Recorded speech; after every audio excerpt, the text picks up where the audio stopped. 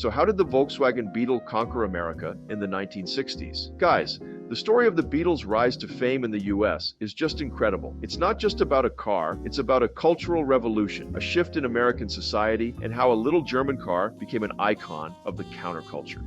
I don't know of any other vehicle in history that has had such a profound impact on popular culture. It's just incredible. I've been diving deep into this fascinating period of Beetle history, and I've come up with some key aspects that I think really show how the bug became such a phenomenon. If I've missed something, or you have a really cool perspective on the Beetle's impact in the 60s that you want to share with the folks here, this is not a set-in-stone list. Leave it in the comment section below, and if it's super interesting, hit me up. Maybe we'll have a show about your take on Beetle Mania. I'd love to hear your thoughts, guys, and what you think made the Beetle such a cultural icon during this time. All right, let's take a groovy trip back to the 1960s. 1. The perfect timing. First up, let's talk about timing. The Beetle couldn't have arrived in America at a better moment. The 1960s were a time of massive social change. The post-war boom was fading, and younger generations were questioning the values of their parents. Enter the Beetle, a car that was everything the big flashy American cars weren't. Think about it. While Detroit was churning out gas-guzzling behemoths with fins and chrome, Volkswagen was offering a small, efficient, and affordable car. It was the antithesis of the American auto industry, and that's exactly what made it appealing. The Beetle became a symbol of rejecting the excess and materialism of the previous decade.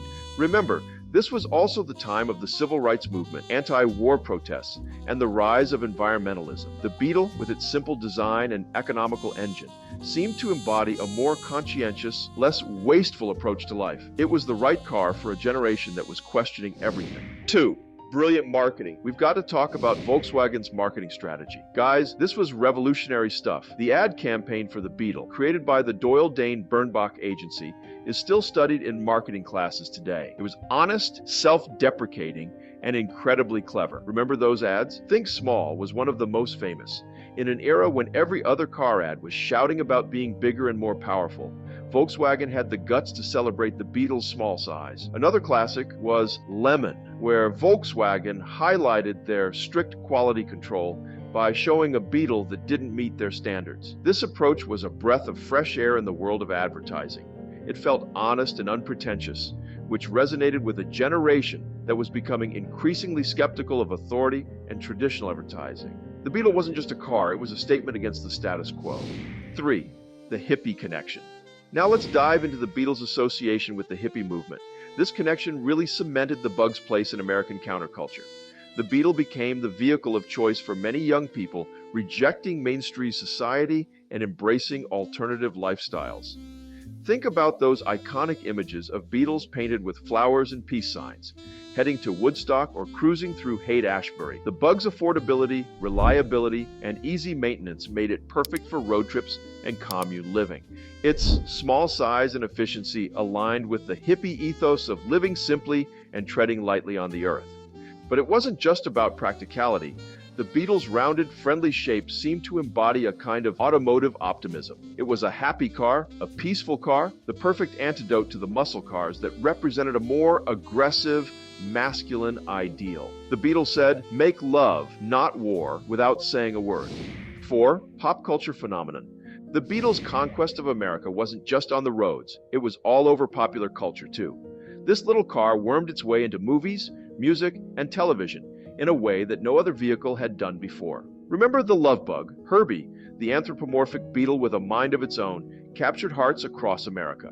This movie, and its sequels, further endeared the Beetle to the public, especially younger generations. The bug was no longer just a car. It was a character, a personality, and it wasn't just Herbie. Beetles showed up in countless movies and TV shows throughout the 60s and beyond. They were in the background of street scenes, as main characters' cars, even as art pieces. The Beetle became visual shorthand for a certain type of character, usually young, unconventional, and a bit rebellious. In music, the Beetle made its mark too. It showed up on album covers, in lyrics, and of course, there's the famous Beatles, no pun intended, Abbey Road album cover, where a white Beetle is parked on the street. The car's cultural cachet was so strong that just its presence could set a scene or define a character.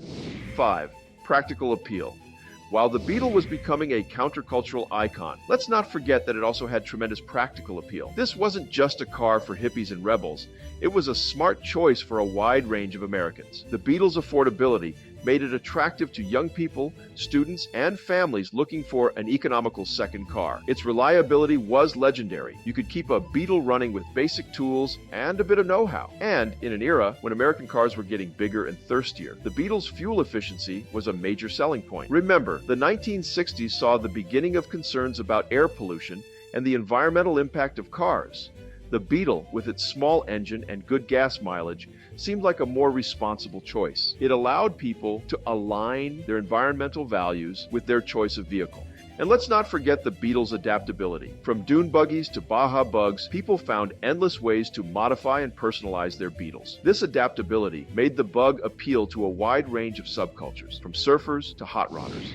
6. A symbol of individualism. Ultimately, the Beetle's conquest of America in the 1960s came down to what it represented: individualism. In a decade marked by people questioning societal norms and seeking to express their individuality, the Beetle was the perfect canvas. Owning a Beetle was a statement. It said, you didn't care about keeping up with the Joneses. It said you valued simplicity, efficiency, and maybe a bit of quirkiness over flash and status. The Beetle allowed people to stand out by standing apart from the mainstream automotive culture. Think about how people customized their bugs. From psychedelic paint jobs to custom interiors, each Beetle became a unique expression of its owner's personality. This was a far cry from the uniformity of mainstream American cars. The Beetle didn't just allow individualism, it encouraged it. So there you have it, folks. The story of how the Volkswagen Beetle conquered America in the 1960s. It's a tale of perfect timing, brilliant marketing, cultural resonance, and good old-fashioned practicality. The Beetle didn't just sell well, it became a part of the American story. You know, looking back at this era really shows why the Beetle has such a special place in automotive history. It wasn't just a successful car, it was a cultural phenomenon that reflected and influenced the spirit of its time. I'm really curious to hear from you guys. What aspect of the Beetle's rise to fame in 1960s America resonates with you the most? Is it the connection to the counterculture, the clever marketing, its practicality? Or maybe you have a personal story about a 60s Beetle that you'd like to share. Maybe you're like me and find all of these aspects fascinating, the way they all came together to create this perfect storm of automotive and cultural history. Whatever your thoughts on Beatlemania, drop them in the comments below. And if you got a story about the Beetle in the 60s, whether it's your own experience or something passed down in your family, share it. I never get tired of hearing about the impact these amazing little cars have had on people's lives. That's all for today, folks. Thanks for tuning in, and I'll see you next week for more classic Volkswagen goodness.